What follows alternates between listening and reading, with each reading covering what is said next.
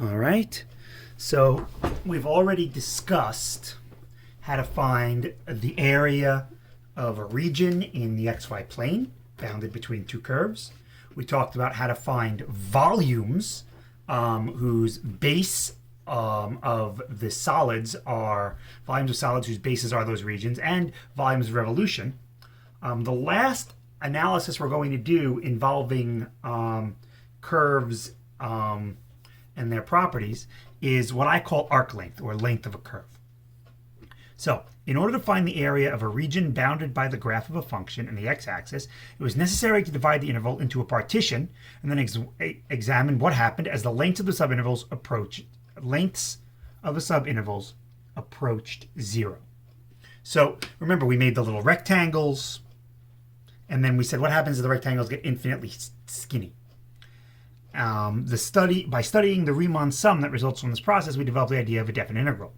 The same procedure was then used with the volumes of objects. So we took infinitesimally skinny prisms, where instead of the rectangles having an infinitesimal width and then the height being f of x, we took three-dimensional shapes and said, okay, they're going to have an infinitesimal width, and then the area of the base was just the area. So it was the area of the base times this infinitesimal width. Once again, examining the limit of a Riemann sum resulted in a definite integral. The process will be repeated again with the application of the mean value theorem to determine the length of a curve in the xy plane. So let's consider the following. Here is the xy plane, and let's say that we have a curve. And I wish to find the area of, not the area, but the length of this curve from A to B. So I want to know if I took this, if this were like a string, and I took this string from A to B, and then I pulled it taut, and I measured the taut string.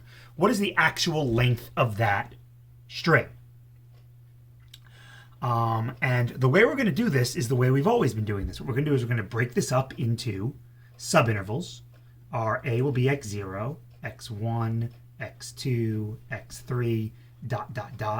and so on, up to x sub k plus 1, x sub k plus 2, ... And then finally up to x sub n, so the one before that is x sub n minus 1. But instead of drawing rectangles for the area, or instead of taking these as widths and pretending that there's like this rectangular prism coming out of the page, instead what we're going to do is we're going to consider the secant lines along the curve. So we're going to take the points on the curve that we get from the endpoints of the interval, and we're going to connect them. And you remember, with local linearity, if our intervals are small enough, then what's going to happen is we're going to wind up with these lines that give a pretty good approximation for the curve. And if we let these intervals get smaller and smaller and smaller, these secant lines become tangent lines. So really, we'll wind up taking an infinitesimally smaller and smaller interval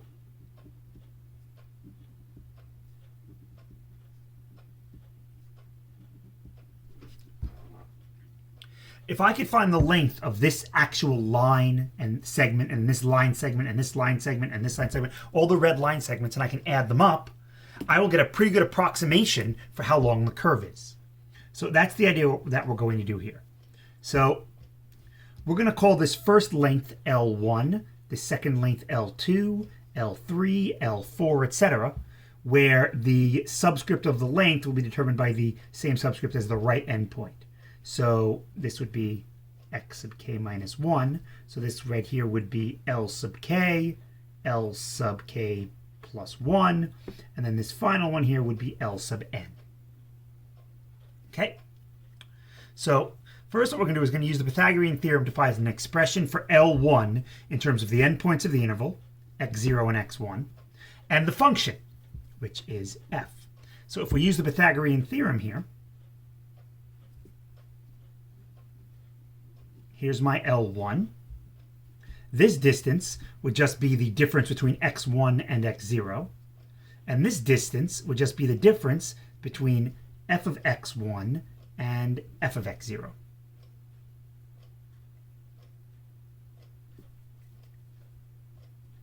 So here we go. So L1 is simply equal to the square root of x1 minus x0 squared plus f of x1 minus f of x0 squared. And note that if these are in the different order, like if I'm coming down, so f of x1 minus f of x0, if I'm over here, this would be f of x k minus 1 minus f of x k. So these would be in the opposite order. Since I'm squaring it, I could just reverse them and it doesn't matter. Because if I have a minus b squared, that's the same thing as b minus a squared. So I just want you to realize that for consistency's sake, because we will be dealing with that as we do this. Okay? So now we're going to use the Pythagorean theorem to find L2. And that's just the same thing here. L2, well, that's determined by the difference between x2 and x1. So that's x2 minus x1 squared plus f of x2 minus f of x1 quantity squared.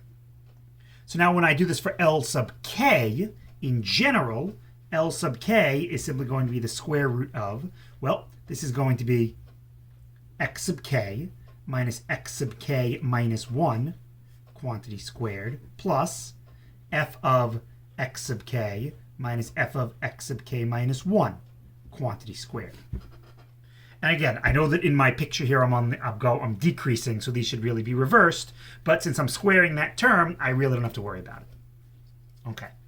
And this is all the motivation to find the formula for this, which is going to be quite strange when we get to it. So here's what we're going to do. We're going to take our expression from part C, and we're going to multiply it by 1 in this weird form, distributing the denominator through the radical in the original expression, and leaving the numerator so that you have a product of a complicated expression and the expression here. So what we're going to do is we're going to take L sub k, which was equal to this thing, the square root of x sub k minus x sub k minus 1 squared plus f of x sub k minus f of x sub k minus 1 squared. Excuse me.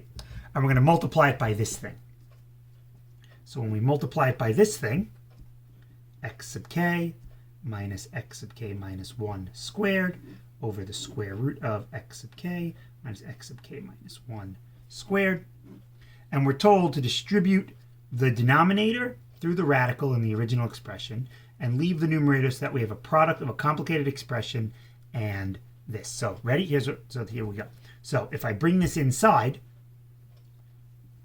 just the denominator inside, we have x sub k minus x sub k minus x sub k minus 1 squared, and we're dividing it by x sub k minus x sub k minus 1 squared in the radical. So this divided by that is just going to give me 1.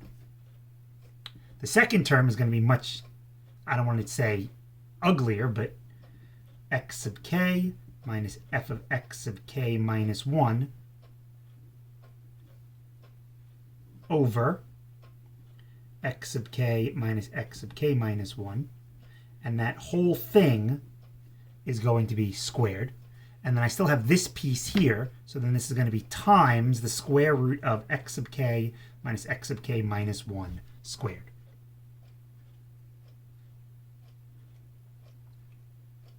So now what is this equal to? Well, I note that this is the square root of something squared. So over here we have 1 plus, and then this mess, f of x sub k minus f of x sub k minus 1 over x sub k minus x sub k minus 1, the whole thing squared. And again, if you're not sure how I got the whole thing squared, we pulled this term inside the radical because it's in the radical, and I get this thing squared over this thing squared.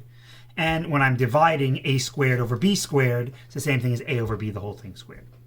Now, the square root of something squared is just the absolute value of the thing. So that's the absolute value of x sub k minus x sub k plus 1, right there.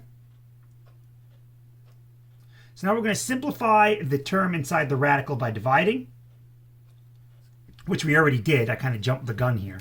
So before it would have just been this over that, but I already did the division. So simplifying the first term inside the radical by dividing, so that would give me the 1, which I jumped the gun on. Simplify the second term inside the radical so that it is the square of a quotient instead of the quotient of the squares. So I did that already.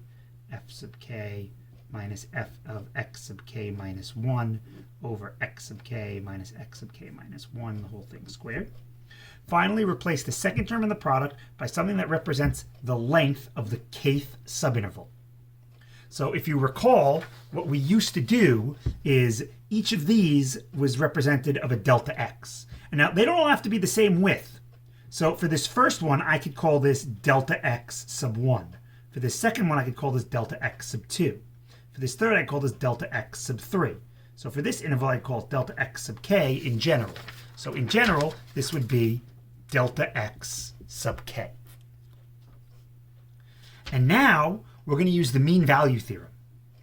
So if you notice when I drew this graph, this was nice. It was curvy. It was continuous. It didn't have any cusps or vertical asymptotes. So I can apply the mean value theorem. And if you recall what the mean value theorem says, because I have a function that is continuous and differentiable, this says that there exists a c in the interval from a to b such that the derivative at c is equal to f of b minus f of a over b minus a. Well, if instead of a and b, I let b be x sub k minus 1, and I let a be x sub k,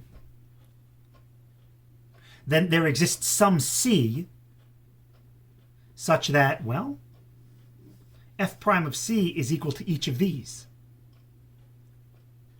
Now again, it doesn't have to be the same one.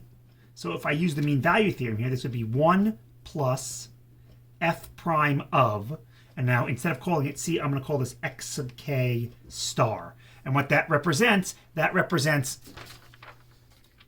whatever point in each of these subintervals where the tangent line has the same slope as the secant line. And since in each of these subintervals the function is originally continuous and differentiable, it's guaranteed to exist by the mean value theorem. And then I have this delta x sub k on the end. Now, where are we going with this? Well, watch. Now we're going to write a summation that represents the lengths of all of the secant lines over the entire interval. So that would simply be the sum as k goes from 1 to n, because my L sub 1 was on the first interval, L sub 2 was on the second interval, so I don't start at 0, of all of these sums. 1 plus, oh, forgive me, I forgot to square this, my apologies. 1 plus f prime of x sub k star squared times delta x sub k. So that's going to be the sum of all of these lengths of all these secant lines. Now what I'm going to do is like what we did before, and I'm going to let the intervals get smaller and smaller and smaller, which means the number of secant lines is going to get larger and larger and larger. So as n goes to infinity of this, I hope you're appreciating the fact that this looks a lot like a Riemann sum. And in fact, it is a Riemann sum. So this is going to result in a definite integral. The limit of a Riemann sum is the definite integral. So here we will wind up with the integral from a to b. And now if you remember how we did this before, the delta x's became dx, and the f of x sub k's became f of x's. Here I don't have an f of x, I have an f prime. So this is going to become 1 plus f prime of x squared. Or how the book and many books write it, the square root of 1 plus, they use Leibniz notation, dy dx squared dx. Ladies and gentlemen, this is the formula for the total length of a curve. Now keep in mind that we did this with respect to x. We could just have easily done this with respect to y. Instead of partitioning the x coordinates, we could have partitioned it this way and done it where the length was based on y instead of x. And if we did it that way, the length would have been the integral from c to d, where c and d are y values, of 1 plus dx dy squared dy. And in fact, later on in the year, we're going to talk about parametric curves. And parametric curves are curves that are defined for both x and y by an extra parameter t. So you can almost think of it like a bug crawling on a piece of paper. So in this case, let's say I have a bug that's kind of crawling on this piece of paper, and the bug is going all around the paper, and then it just stops here. And it starts at t sub 0, and it ends at t sub whatever it is, f, for final. At any time, I have a point where the bug was. So at any time t, I have an x coordinate and a y coordinate. And those x and y coordinates are independent of each other. Just because the bug moves horizontal doesn't mean it's moving vertically. So x and y are both functions of t. In this scenario, the length of the curve will be equal to the integral from the initial time to the final time of the square root of dx dt squared plus dy dt squared dt. And this motivation for this is actually incredibly important. This might not look like anything now, but if you remember, the derivative of x with respect to time is the velocity. So for those of you that took physics, this represents the horizontal velocity. This represents the vertical velocity.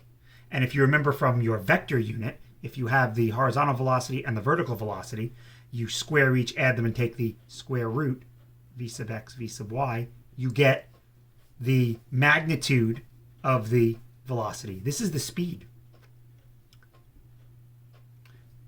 And interestingly enough, when you integrate the speed, you get the total distance.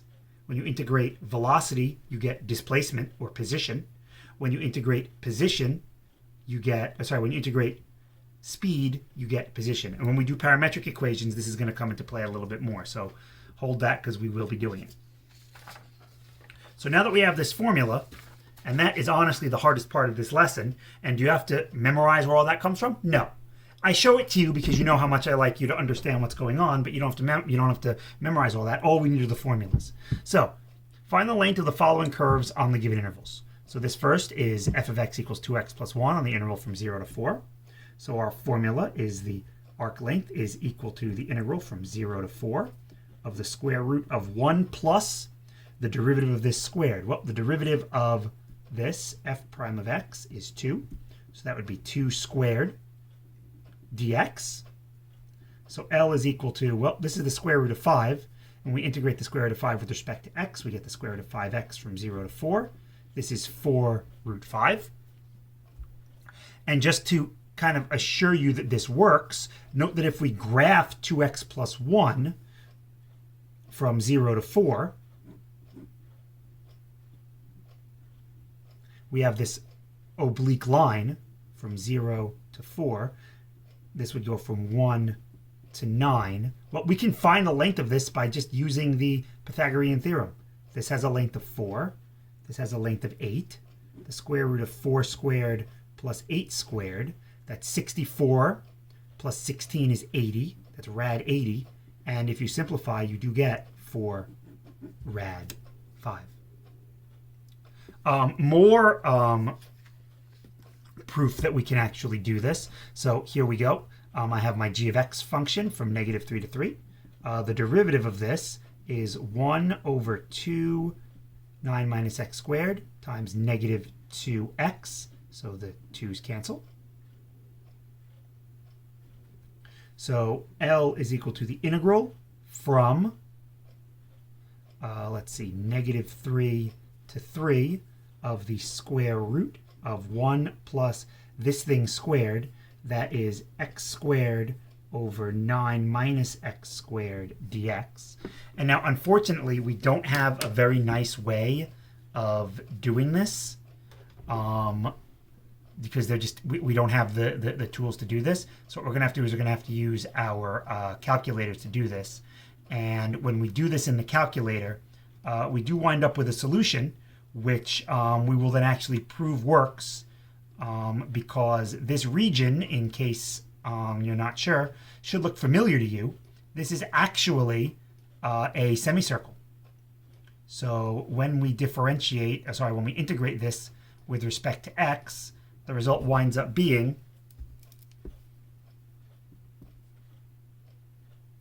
Well, I'm calculating it now. It's taking a little while.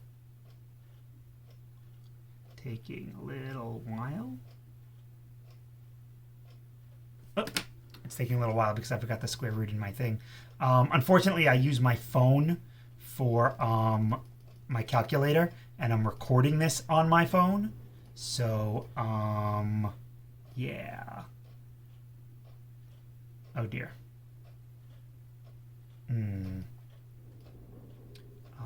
Oh, I know how I can do this. No, I can't do it that way. Pausing the video. Sorry about that. So the result the calculator gives is 9.424771919. So the calculator obviously is going through and doing some kind of approximation, because this is just a semicircle from -3 to 3. So the circumference of this would just be 2 pi r divided by 2, or pi r, 3 pi, which is about 9.424777961. So you notice we're good for at least 5 decimal places, and this is one of the reasons why the AP exam tells you to round to 3 places, because then the calculator does some strange things. But that should be evidence to you that this does in fact work. All right? Let's continue. So here, the next 3 examples are unfortunately not examples that we can actually verify nicely, but same basic idea. H prime of x, this is 1 over secant x, and the derivative of secant x is secant x tangent x, which is just tan x. So this would be the integral from 0 to pi over 4 of the square root of 1 plus tan squared x dx. And when we put that in the calculator,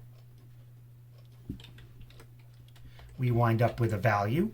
And I will let you put it in the calculator, actually, just to save some time and because I know that you can all do it. For the record, there is a way to actually do this particular problem. Note that 1 plus tan squared is a trig identity. This is the same thing as the integral from 0 to pi over 4 of the square root of secant squared x. And the square root of secant squared x is absolute secant x. And secant is 1 over cosine, and cosine is positive from 0 to pi over 4. So really, we don't need the absolute value bars. And we can integrate secant. We did it earlier in the year with a little trick. If you multiply this by secant x plus tan x over secant x plus tan x and do a u sub, we can do this whole thing to get an actual answer. I'm not going to do that now, but it can be done. So just an FYI. All right, problem number 4 has us doing it with respect to y. So here we would have the integral from 1 to 4 of the square root of 1 plus, and now we have to find dx dy. So dx dy is 2/3 times 3/2 times y minus 1 to the -1/2, which is, those cancel, 1 over rad y minus 1. So when we square that, we get 1 over y minus 1 dy. And again, I leave that to you to figure out. You can actually do this as well. This 1 here can be made as y minus 1 over y minus 1. So this whole thing becomes the integral of the square root of y over y minus 1 dy. And then we could do some funky u substitution where we let u equal y minus 1. And then we kind of change it so that, like, y is u plus 1. Then we have u plus 1 over u.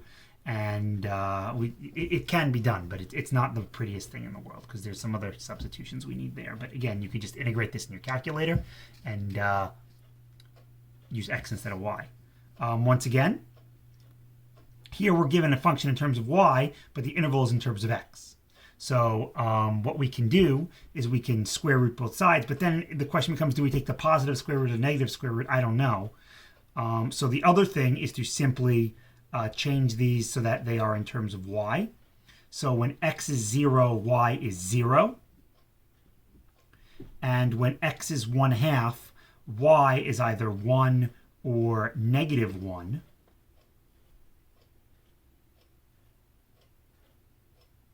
And as it turns out, it's both, because when you graph this, if we graph this from 0 to 1/2, it's actually a horizontal parabola. So the actual change here would be -1 is less than or equal to y is less than or equal to 1. Note that I really can't do this with respect to x unless I go from 0 to whatever value this is and then double it. So L would be the integral from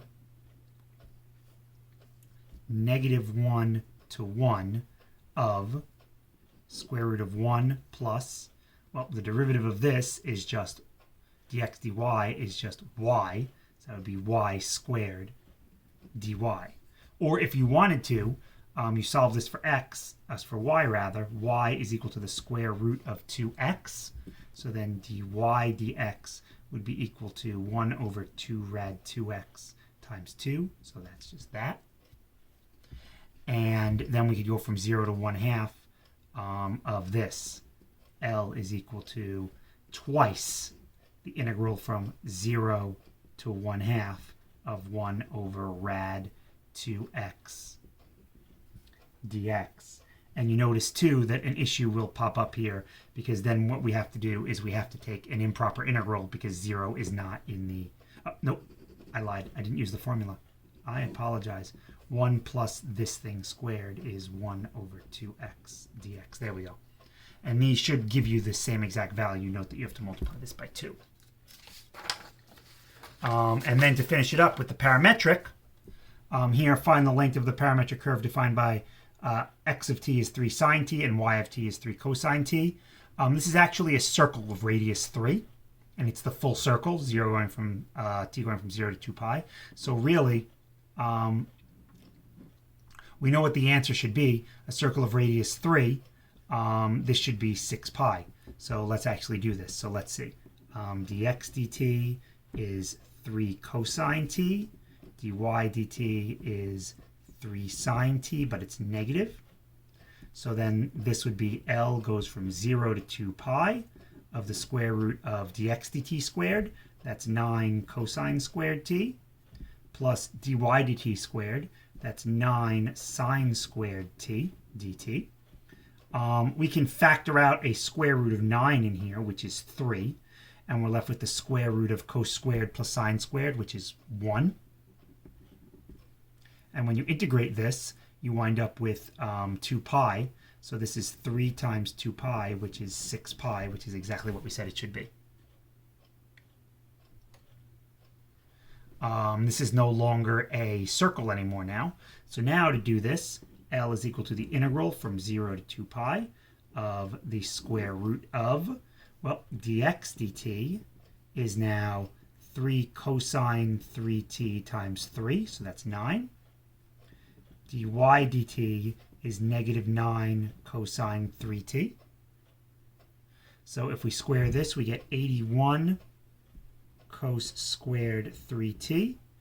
This is plus, this should be a sine, I'm sorry, plus 81 sine squared 3t dt. We could do the same thing we did before. This would be 9 integral from 0 to 2 pi of 1 dt. This winds up being 18 pi. And then just something where we would actually use the calculator for. Here we have dx dt is 2t, dy dt is -4. So the length of the curve would be the integral from 0 to 3 of the square root of dx dt squared is 4t squared plus 16 dt. And we don't have a nice way of doing this, so you just plug it in the calculator to get your answer. And yeah, I know we haven't done parametric equations yet. Functions, we will. But for now, it's good just to kind of look at this because we'll do that when we do the physics stuff a little bit. So yeah, just kind of throw it in here for now, and we'll come back to it again later. But that is it. So I hope that you all have a wonderful night, and this makes sense. There are some homework problems in the textbook that you can do where you will be using a calculator. And once again, this gets the Cetron seal of approval. And since we were talking about straight lines here, it only makes sense that this would be the bullet train, which travels between 2 points at incredible speeds. And the shortest distance between 2 points is, of course, a line. So thank you all for watching, and take care. Bye-bye.